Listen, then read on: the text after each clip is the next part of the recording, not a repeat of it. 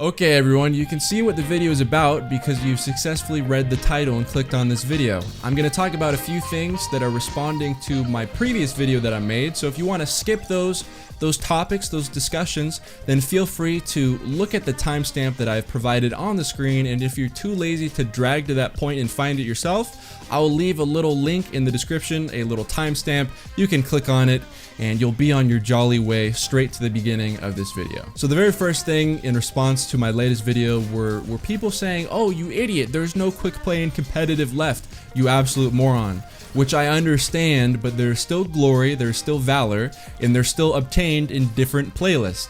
There's no official playlist named quick play or competitive, but they still live on through, for example, quick play would be like if you selected 6v6, right? Or rumble or whatever. And then if you're playing competitive, you'd be selecting survival or whatnot. You're still earning valor and glory. You're just not doing it in playlists that are named quick play and competitive.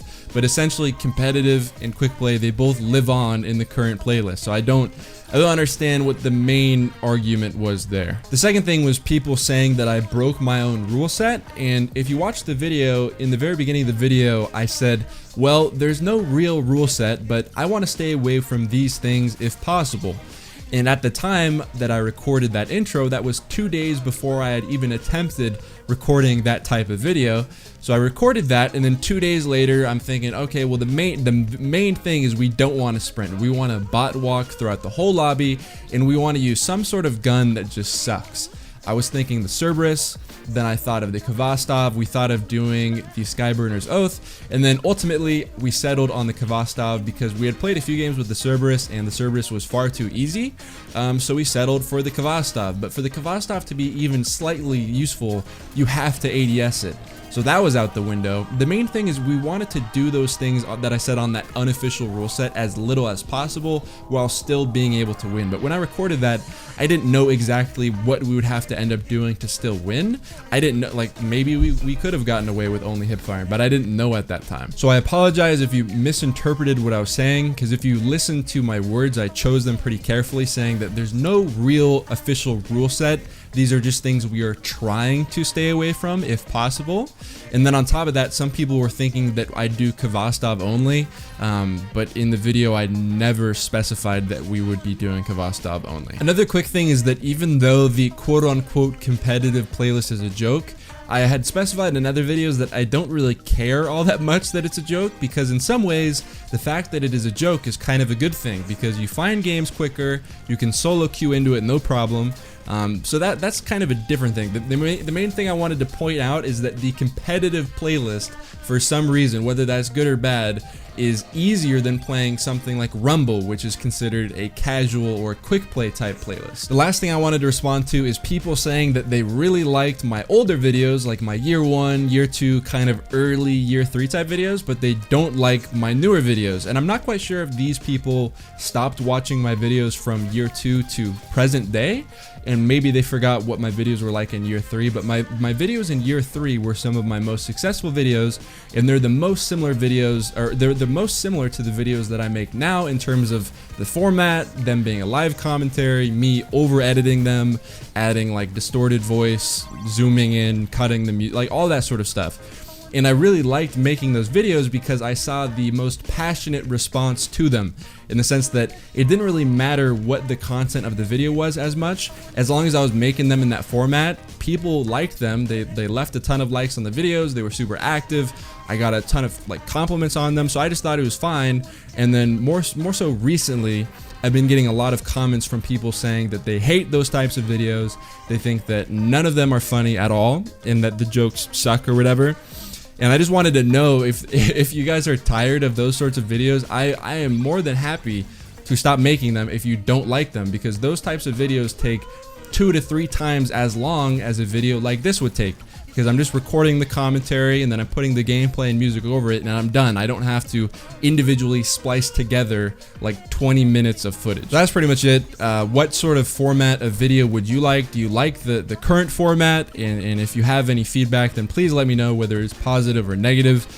Both of them contribute in the same way. So hopefully you have a better understanding of what I meant to do with my last video. I'm sorry if you thought that I was going to be doing Kvastov only, or never crouching, never ADSing and whatnot. That wasn't the case, and I apologize that I made it kind of seem that way in my video.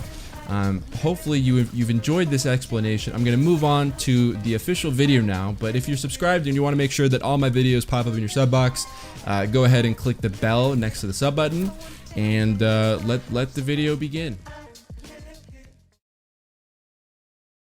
Okay, so now that that's over, moving on to the actual substance of the video is the Huckleberry. And like I said earlier, I'm not going to pretend like it's the greatest gun on earth. It's just a quirky little gun that I really enjoy using, and I've been using the past few days, so I figured I'd make a video about it, because when it came out, it was decent, and a lot of people most likely aren't going to be using it in present day, and that's why I don't really see this thing around that much, but I really enjoy using it while I snipe. So very quickly going over the perks, the first one is Fluted Barrel. Ultralight barrel greatly increases handling speed and slightly increases stability. Ricochet rounds increases stability and slightly increases range. Rampage, kills with this weapon temporarily grant increased damage, stacks 3 times. It's kind of like a less potent version of Swashbuckler, in the sense that it's not quite as good in my opinion. I would prefer Swashbuckler, but you know, I can't change it. It's whatever. And then the last perk is Short Action Stock. This weapon is especially easy to grip, which greatly increases handling speed. And then finally, obviously, the exotic perk,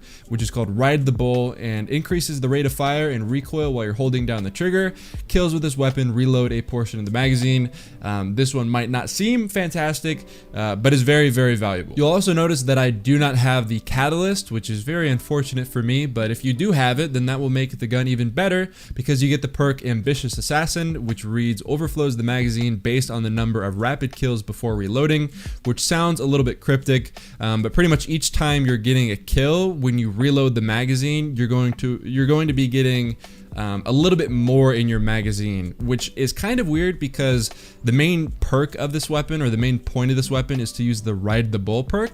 So as soon as you get one kill, you don't really have to reload to get another kill, which is one of the main problems that SMGs usually have, because it's going to overload your magazine or refill your magazine with a portion of what that full magazine size would be. Pretty much like when the full magazine size is 30, usually after I kill someone, it'll fill back up to like the high 20s, and it has no problem killing an additional person. All right, so getting to notes that I kind of took on the weapon and things that I noticed while I was playing, is that Rampage obviously works really, really well with the Ride the Bull perk, especially because SMGs suck in quick play or 6v6 or whatever you want to call it, strictly because they're usually just meant for killing one person, and after every single kill, you're gonna have to reload. Not to mention, obviously, you can't really hold down control points or lanes from a good distance, because you have to be right next to them. But the main thing that sucks is, you know, they're good in a 1v1, but as soon as you have to kill 2 people, you're kind of screwed, because you have to reload in the middle of it. So one, you have Rampage, which after the first kill, you're gonna get bonus damage, and you'd think, oh, you know, but I'm gonna run out of ammo for that second kill, and that's where the Ride the Bull perk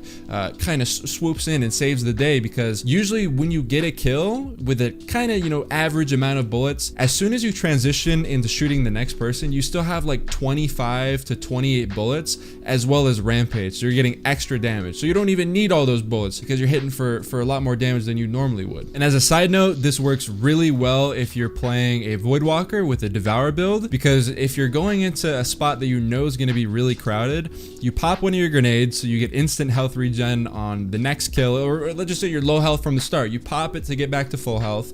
You kill the first guy, you're going to get pretty much all your ammo back, you're gonna get Rampage, and you're gonna get all your health back, and you can keep chaining it over and over again.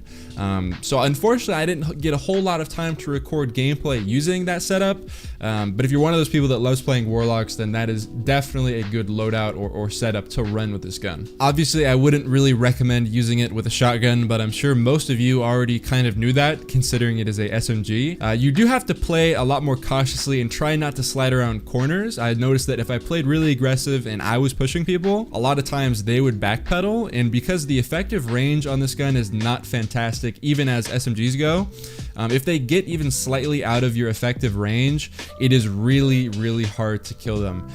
It was hard for me specifically because I had only really been using the Antiope, and going from the Antiope to the Huckleberry, it was a dramatic change in the effective range, where Huckleberry is really, really good close range, but as soon as they're pushing, you know, 10, 15 meters or whatever it is, that's when you start losing almost every gunfight, even if you have Rampage active. So you have to be a little bit more cautious about what you're doing, and the gun works a lot better on maps where there's a lot of close quarters areas, as well as some decently long, you know, lanes to snipe in, but you don't want a ton of long lanes, or else you're just not really going to get any kills with this gun. And let me clarify by saying that I don't think this is the best SMG by any means. I think that the Antiope, which is what I kind of used before, is a good bit better, but I really like using it just because of the exotic perk and the Rampage perk, and obviously how they pair together, because it's really annoying when I'm using the Antiope when it has kill clip to kill someone and then I gotta sit behind a corner and then get a reload off and then start shooting again.